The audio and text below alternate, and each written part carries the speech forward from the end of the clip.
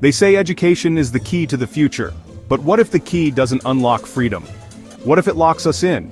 Think about it. We spend years, decades even, in a system designed to mold us, shape us, and prepare us for what? Success? Fulfillment? Or something else entirely? They are educating you because they don't want you to learn. They want you to conform. Okay, let's start with the basics. What is education, really? Is it about cramming your brain full of facts for a test and then promptly forgetting them? Is it about jumping through hoops and getting gold stars? Well, yeah, sometimes it feels that way, but it's more than that, right? Education, in its purest form, should be about more than just memorizing dates and formulas. It should be about cultivating a deep love of learning, about fostering curiosity and critical thinking. It should be about empowering individuals to reach their full potential. But somewhere along the way, we've confused education with something else: learning.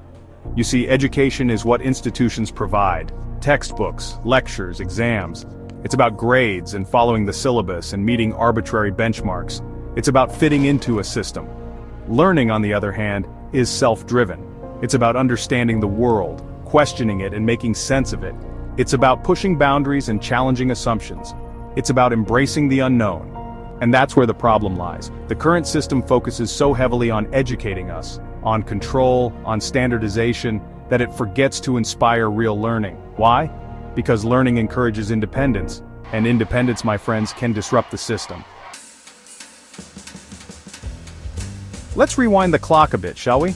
Imagine, if you will, the Industrial Revolution. Factories needed reliable, predictable workers who excelled at following instructions. And where do you find such workers? You create them. Modern education systems were designed to create a workforce. The goal wasn't to create thinkers or innovators, it was to create obedient, disciplined workers. Creativity, a luxury; innovation, a risk. The system prioritized conformity above all else, and guess what? It still does. Schools reward those who follow the rules, those who think differently, labeled as troublemakers. Ask yourself, how often are you told to stay in line? How often is creativity stifled for conformity? It's time we acknowledge the system's control. Until we change that, true learning remains elusive. Let's talk about standardization, that magical word that makes every bureaucrat's heart flutter.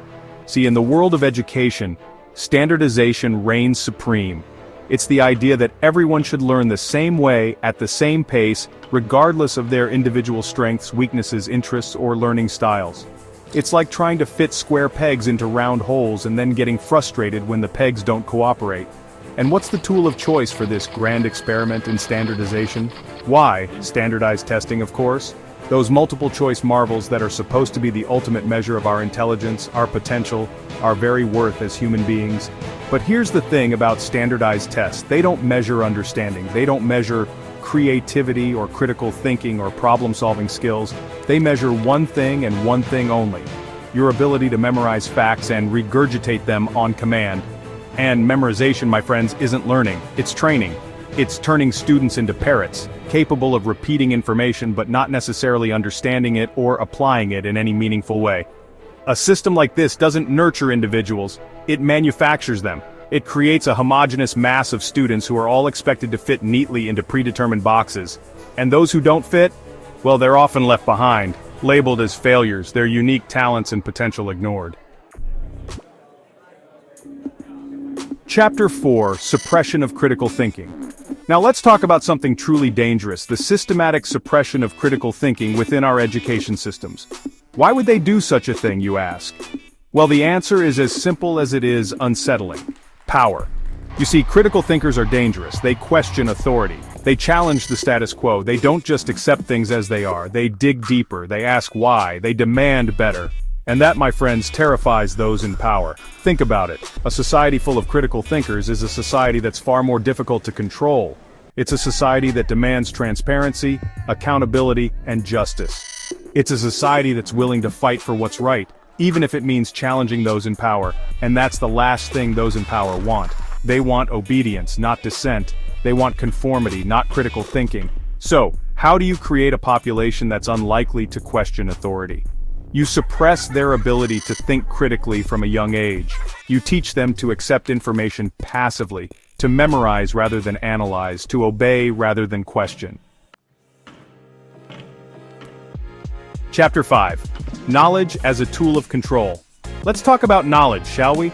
Knowledge can enlighten, inspire, and change the world. But it's only powerful when freely available and complete, when it's not manipulated or suppressed. Not all knowledge is created equal.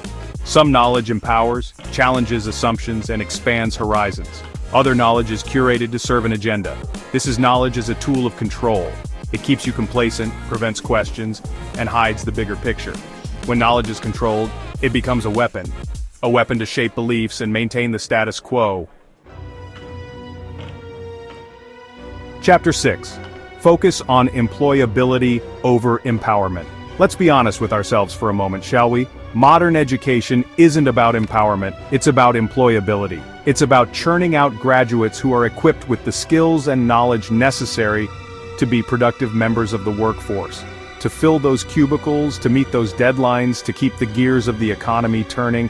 And there's nothing inherently wrong with wanting a job, with wanting to be a productive member of society.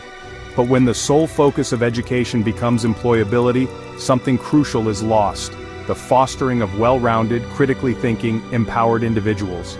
The system as it stands wants workers, not thinkers, employees, not innovators, cogs in the machine, not those who would dare to build a better machine.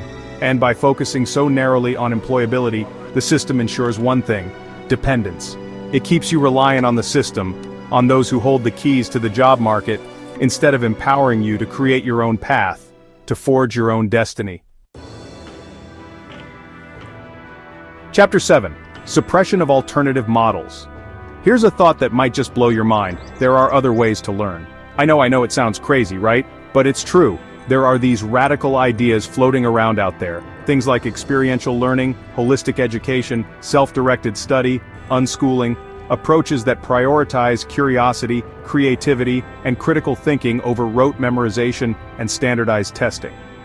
These approaches recognize that learning isn't a one-size-fits-all endeavor. They embrace the idea that students learn best when they're engaged, when they're passionate, when they're given the freedom to explore their own interests at their own pace.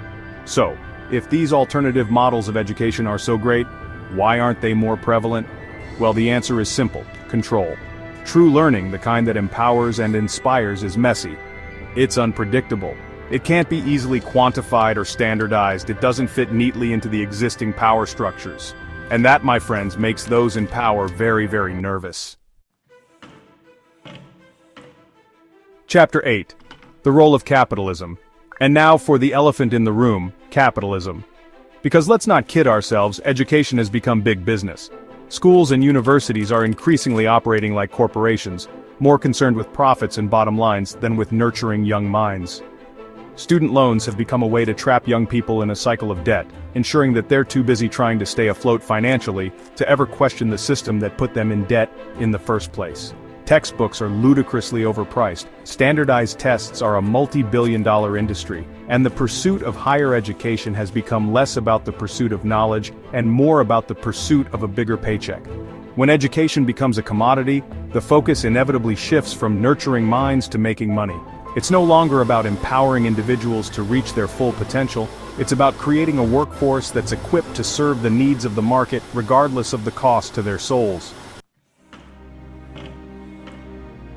Outrow reclaiming true learning. So what's the solution? Well, my friends, it starts with us. We need to rethink education, shift the focus from conformity to creativity, from control to curiosity, from grades to growth. True learning isn't about memorizing facts or passing tests. It's about questioning, exploring, and growing as individuals.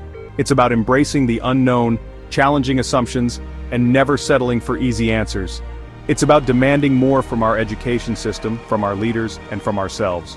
It's time we demanded an education system that doesn't just educate, but empowers. So, what's the solution? We need to rethink education. Shift the focus from conformity to creativity, from control to curiosity, from grades to growth. True learning isn't about memorizing facts or passing tests. It's about questioning, exploring, and growing as individuals. It's time we demanded an education system that doesn't just educate, but empowers. Don't just be educated. Learn, grow, transform, join the conversation, share your thoughts on what true learning means to you. Together, we can build a better future.